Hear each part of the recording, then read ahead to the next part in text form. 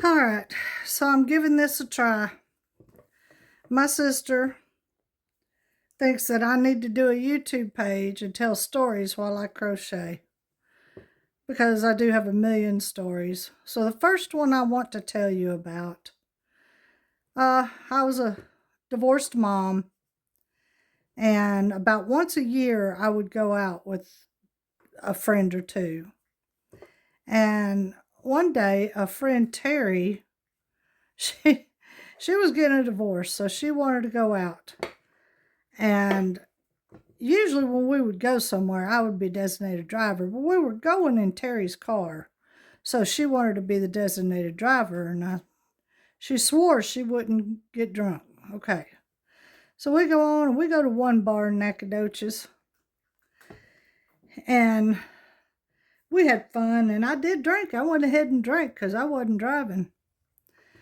And then when that bar closed, Terry wasn't through partying. She's having a good time. She said, let's go out to Jimmy's. Now, Jimmy's was a good 45 minutes away, and you had to cross the county line at the river to get to Jimmy's.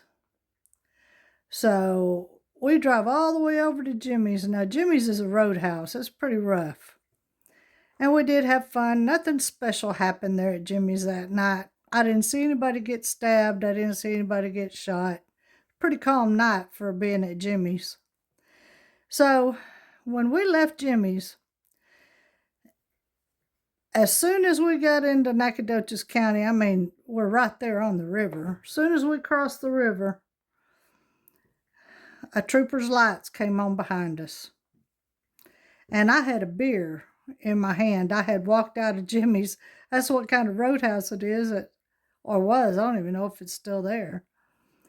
I just walked out the door. It had sliding garage doors and a bar inside.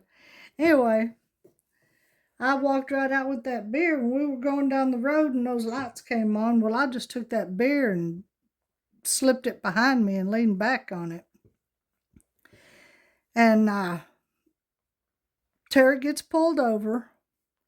She stops the car, and there was a state trooper on the left side and a very apparently rookie on the right side of the car. And we had all the windows down, And anyway, the rookie, he's shining his light in the car. He shined it right in my eyeballs. I was not happy with that.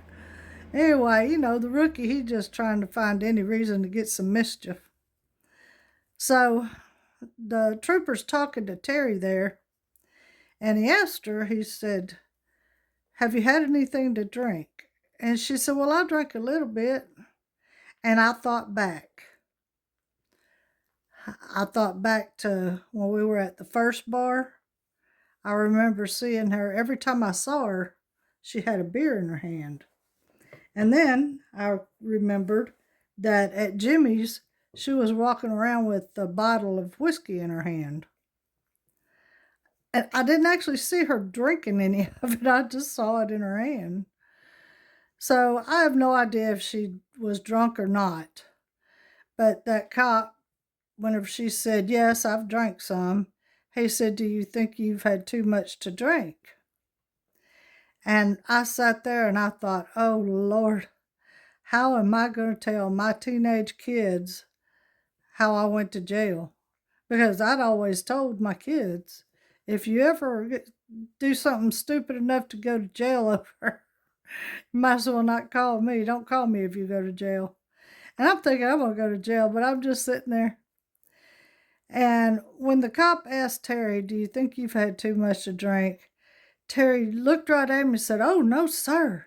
If you want me to, I'll get out and walk on one leg for you. Oh, my goodness. Me and Kelly lost it. I slapped Terry in the back of the head and I said, I really want to see that, Terry. She was so embarrassed. She was so embarrassed, she just laid her head on the steering wheel.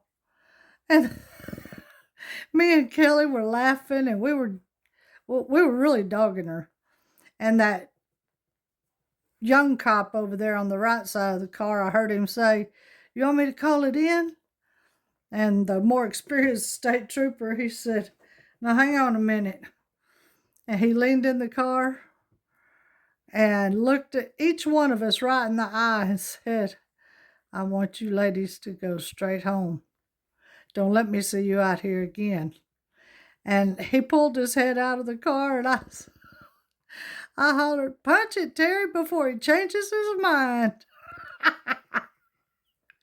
And I could just imagine what it was like for those cops to be standing there as we drove off, and laughter was roaring out of that car. Well, thinking back on the story I told y'all, I think that if it would have been a car full of guys, they'd have probably gone to jail. Before I tell you about this piece, take note of my fancy container that I keep my beads in. That's only the black beads.